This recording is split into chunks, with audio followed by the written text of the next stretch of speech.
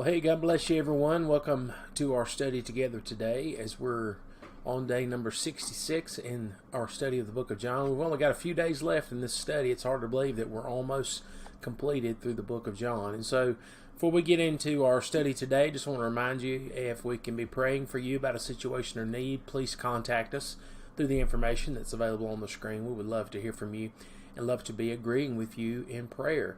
And so today we want to get into our scriptures today. When we left off yesterday, we found that they had placed Jesus' body in the tomb, and it was placed there by Joseph, and we saw that Nicodemus also helped him with that. And so we pick up in John chapter 20, verse 1. And this is what we know as Resurrection Day, or some people still refer to it as Easter, but I like to refer to it as Resurrection Day. But it says, "The first day of the week cometh Mary Magdalene early, when it was yet dark, unto the sepulchre, and seeth the stone taken away from the sepulchre.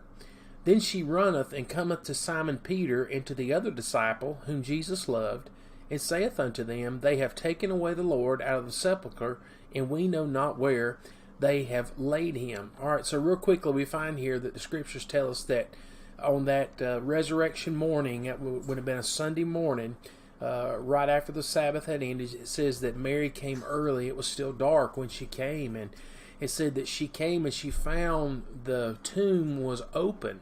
The stone had been rolled back, and she runs and she meets the disciples. She meets Peter and John as they are on their way to the tomb there. And so it says that she ran and she came to them and said that they've taken away the Lord out of the sepulchre, and we know not where they have laid him.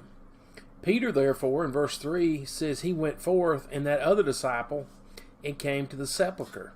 So they ran both together, and the other disciple did outrun Peter and came first to the sepulchre. You know, I'm just reminded in this moment, thinking back to really the last time we saw Peter and John together in Scripture. It was when Jesus was being delivered up, and they were there at the palace of the high priest, and John had followed Jesus in, and he had to come back out and get Peter.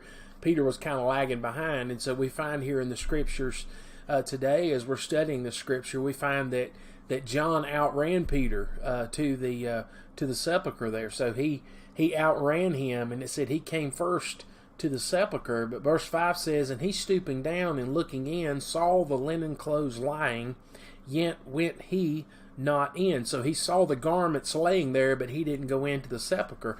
Verse 6 says, "Then cometh Simon Peter following him, and went into the sepulchre, and seeth the linen clothes lie." Now, Peter went into the tomb there and said, John, he kind of stayed there at the entrance.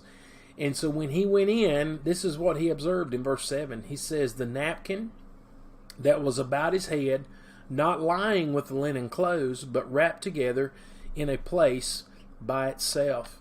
Now, this refers back to Jewish custom when there would be, if they would be seated at a table for maybe a dinner or something like that, if you got up and left from the table for a period of time, if you folded the napkin up and set it a certain way, that meant that you were not finished, you were coming back. So you were going to be returning back to that place. And so we find here that Peter, he finds the napkin that was folded, and it was sitting by itself in a certain place. It wasn't just laying there with those garments. And so remember that when Jesus was resurrected, he passed through those garments. Now, at that time, he would have passed right through the cloth that was bound about his face, but what this reminds us is after he passed through those, he took the time to fold that and to set it there to let people know that indeed he was alive and he was going to return. And so we find that it was wrapped together in a place by itself. Verse 8 says, "Then went in also the other disciple, which came first to the sepulchre, and he saw and believed." Now, it doesn't really go into a lot of detail about, the detail of what he believed based off of what he saw, but I would believe that he believed based off of seeing the same thing that Peter saw. So he saw the clothes lying there and the napkin bound up. If someone would have been interested in stealing the body of Jesus, they wouldn't have took time to unwrap it exactly the way that he was wrapped in it. So understand that he just went right through that material, that fabric. He just transposed right through it. So basically it fell as it had been wrapped about his body, but that napkin had Jesus had taken the time to fold that and to set that to the side. So when he saw that, he knew that there had been care taken in order to leave that evidence behind. And so it says that he saw and he believed. Now, verse 9 says, "For as yet they knew not the scripture that he must rise again from the dead." So even with them in that moment not knowing and realizing the scripture that would occur, when they saw that, the scriptures tell us that John, he believed. So in other words, he saw that and he immediately believed he's alive. And so we find here that it says that they knew not yet the scripture that he must rise again from the dead. And so verse 10 says, "Then the disciples went away again unto their own home." So they left. This is Peter and John. They leave and they go back to their home. But watch what this says here in verse 11. "But Mary stood without at the sepulchre weeping. And as she wept, she stooped down and looked into the sepulchre." And it says when she looked in, it says she saw two angels in white sitting, the one at the head, the other at the feet, where the body of Jesus had lain.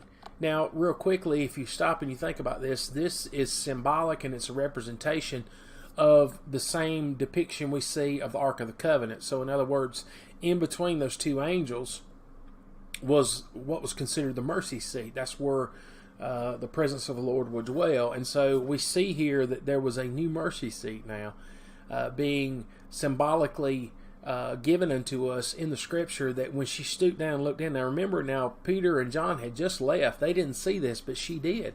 And she stooped down and she looked into that sepulchre, and she saw an angel at the head and one at the foot where Jesus had lain, and knowing and understanding that we have a new mercy seat, and that mercy seat is through Jesus. And so we find here that she looked in and she saw these two angels, and they said to her in verse 13, "Woman, why weepest thou?" And she said unto them, "Because they have taken away my Lord, and I know not where they have laid him." And when she had thus said, she turned herself back and saw Jesus standing, and knew not that it was Jesus. And verse 15 says, "Jesus said to her, Woman, why weepest thou? Whom seekest thou?" She, supposing him to be the gardener, saith unto him, "Sir, if thou hast borne him hence, tell me where thou hast laid him, and I will take him away." Now, we find here that in this moment, Mary does not recognize Jesus as he's standing. It says that she thought that he was a gardener, so maybe he was very dirty, or there was something different about him that made her think that he was someone else. In other words, she wasn't able to completely identify who he was just based off of pure appearance. And so as we look back at the scripture, it says that he asked her, "Why are you weeping? Who are you looking for?" And she says, "If you've moved him, can you please tell me?" And so watch what verse 16 says. "Jesus said unto her, Mary." He simply spoke her name. And it says, "She turned herself and saith unto him, Rabboni," which is to say, Master. And Jesus said to her in verse 17, "Touch me not, for I am not yet ascended to my Father. But go to my brethren and say unto them, I ascend unto my Father and your Father, and to my God and to your God." So in other words, understand what's happened here. Jesus in this moment, he has, he's been resurrected, but he has not ascended to the Father yet. So he's not gone to represent himself as the sacrifice that he died upon the cross for, to be that one that had bore the sins of the entire world. And so that was why it was important that Jesus said, "Touch me not." So in other words, I'm in a state right now that if you touch me, it could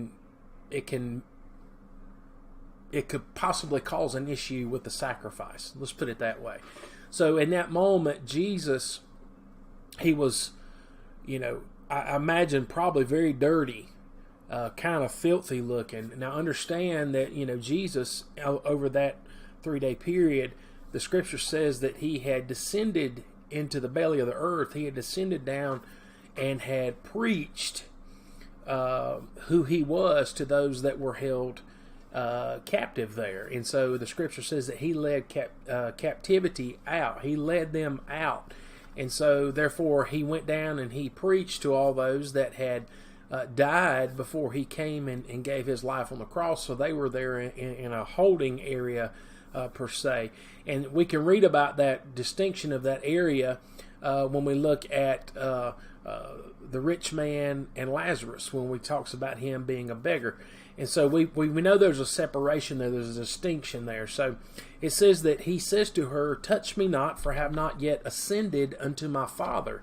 He says, "But go and tell my brethren that I ascended to my Father." So in other words, Jesus was getting ready to go up to heaven to present himself unto the Father and to basically make final atonement for all of the sin of the world. So he was going to present himself to the Father there. And so he says, "Tell the brethren that I am ascending unto my Father and your Father, to my God and to your God."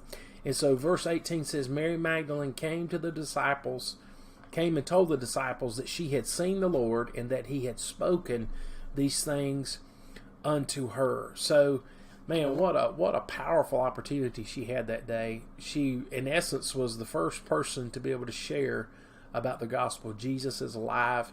He's ascending right now. Imagine when she got to where the disciples was, she said, "I saw Jesus, and he told me to tell you that he's ascending to the Father right now.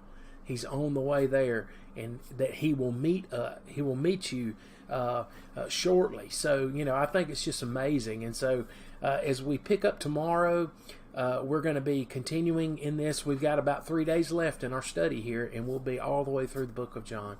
And so, I tell you what, I'm so excited and blessed in what the Lord has done in and through this series, and I'm just so thankful for that. So I pray you have a blessed day today, and just remember that Jesus is alive, and he has already ascended unto the Father, and he's seated on the right hand interceding for you and me. So God bless you. I hope you have a great day today.